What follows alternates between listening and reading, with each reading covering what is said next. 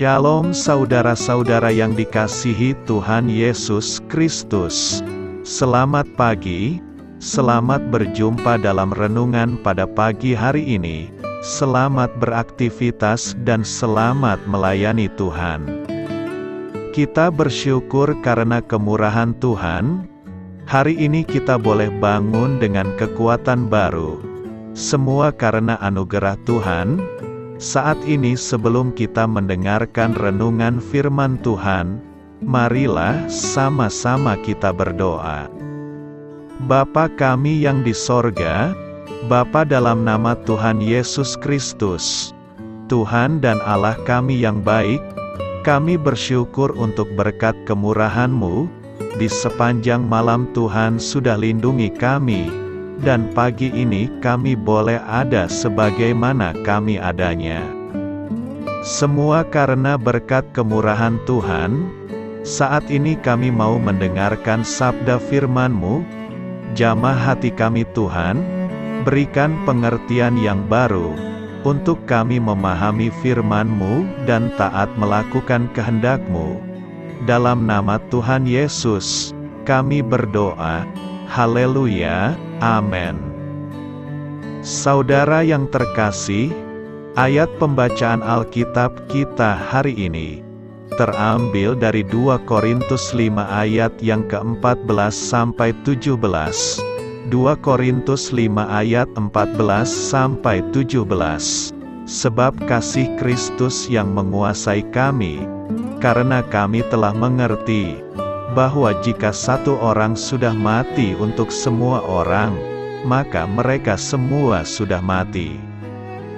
Dan Kristus telah mati untuk semua orang, supaya mereka yang hidup, tidak lagi hidup untuk dirinya sendiri, tetapi untuk Dia yang telah mati, dan telah dibangkitkan untuk mereka.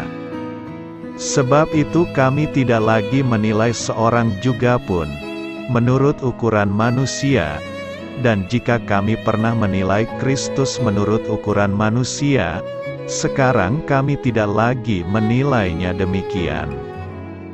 Jadi siapa yang ada di dalam Kristus, ia adalah ciptaan baru, yang lama sudah berlalu, sesungguhnya yang baru sudah datang. Sahabat suara kasih, ayat emas renungan kita hari ini adalah 2 Korintus 5 ayat 17. Jadi siapa yang ada di dalam Kristus, ia adalah ciptaan baru, yang lama sudah berlalu, sesungguhnya yang baru sudah datang. Judul renungan kita hari ini adalah Menemukan Tujuan Baru Kita, ditulis oleh Kelly Givens. Sahabat suara kasih, saya mulai bertanya, apa yang dipikirkan oleh bebek-bebek saat dikurung di dalam kandang? Pernahkah mereka bertanya, kenapa aku punya sayap seperti ini? Dan untuk apa ini? Kenapa kakiku tampak canggung? Kita sangat mirip dengan bebek, kita juga memiliki kerinduan yang tak tersebutkan. Pertanyaan yang tak terjawab tentang kehidupan kita di dunia ini. Dunia seolah tidak memuaskan kita, begitu mengecewakan, tetapi kita tidak tahu kemana harus memenuhi keinginan kita. Kita menyaksikan juara sepak bola yang bangun dari tidur, setelah pertandingan besar dalam hidupnya dan semuanya terasa kosong. Selanjutnya apa? Atau bagi eksekutif muda yang menaiki tangga perusahaan, percaya bahwa jabatan berikutnya akan membuat perubahan dalam hidupnya. Kita menyaksikan para remaja yang menggunakan obat-obatan terlarang. Mereka terus mencoba dari yang sederhana hingga yang terburuk, hingga mereka bisa mencapai kepuasan yang mereka inginkan. Kita semua punya kekosongan dalam diri kita yang harus diisi. Tujuan hidup yang ingin kita temukan, pertanyaan yang perlu dijawab oleh seseorang. Tetapi bagi orang Kristen, kekosongan itu hanya bisa diisi oleh Tuhan Yesus. Dia memberi kita tujuan, tetapi kita harus bersedia untuk masuk ke dalam hadirat-Nya, percaya kepadanya, untuk mengalami hal-hal baru. Kita mendambakan lebih, karena kita diciptakan untuk menjadi orang-orang yang lebih dari pemenang, hidup kekal di hadirat Tuhan dan Juru Selamat kita. Lewat iman di dalam Tuhan Yesus, kita diberi tujuan untuk hari ini dan hari-hari ke depan, dan sukacita yang memuaskan, saat kita hidup untuk kemuliaan Tuhan, dan bukan untuk kemuliaan kita sendiri. Sahabat Suara Kasih, saat kita menolak untuk percaya kepada kabar baik, karena kita berpikir, dunia ini bisa memberi kita apapun yang kita inginkan, pikiran seperti ini sama sekali tidak ada gunanya, seperti usaha menjaring angin. Marilah kita renungkan, jangan menolak untuk masuk ke hadirat Tuhan. Teruslah maju bersama Tuhan Yesus, dan alami sukacita dan kehidupan yang memuaskan, yang dijanjikan kepada mereka yang mengenal, dan menaruh percayanya di dalam Tuhan. Amin. Tuhan Yesus memberkati. Sahabat Suara Kasih, demikianlah renungan firman Tuhan pada pagi hari ini. Semoga menjadi berkat bagi hidup kita, dan sebelum kita memulai segala aktivitas kita di pagi hari ini, marilah kita berdoa.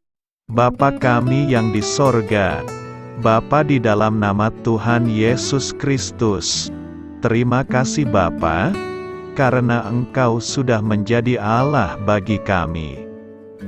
Kami juga bersyukur Bapa, untuk pertolongan-Mu, penyertaan-Mu, dan atas berkat-Mu di dalam kehidupan kami. Kami berbahagia dan bersyukur Bapa, untuk kebaikan-Mu di pagi hari ini.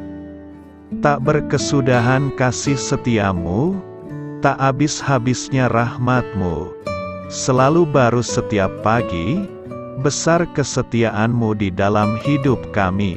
Terima kasih untuk firman-Mu. Pada pagi hari ini ya Bapa, kami mau belajar dan terus belajar tentang firman-Mu.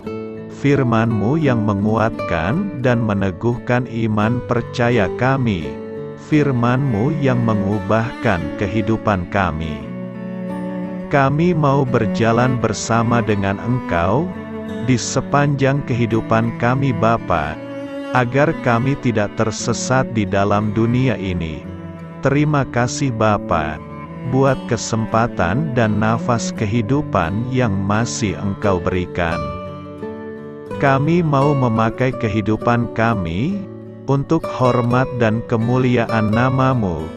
Segala pergumulan dan masalah hidup kami serahkan di dalam tangan-Mu. Engkau yang akan menyelesaikannya bagi hidup kami. Kami hanya berharap kepada-Mu, Bapa. Hamba berdoa untuk saudara-saudara kami, yang sudah mendengarkan renungan firman-Mu pada pagi hari ini, yang saat ini sedang mengalami sakit penyakit, pergumulan, masalah, kebutuhan ekonomi. Kiranya Engkau yang jamah, sembuhkan dan pulihkan. Berkati juga perekonomian mereka, serta berikan jalan keluar di setiap pergumulan masalah yang mereka sedang hadapi. Dan ajarlah kami Bapa, untuk selalu berharap dan percaya sepenuhnya kepada Tuhan Yesus. Kiranya Engkau yang terus memberkati kehidupan kami, keluarga kami, dan sanak saudara kami. Daerah tempat tinggal kami, bangsa dan negara kami, pemerintah-pemerintah kami, biarlah semuanya dalam perlindungan-Mu Bapa, dan jadilah sesuai dengan kehendak-Mu yang terbaik, di dalam kehidupan kami.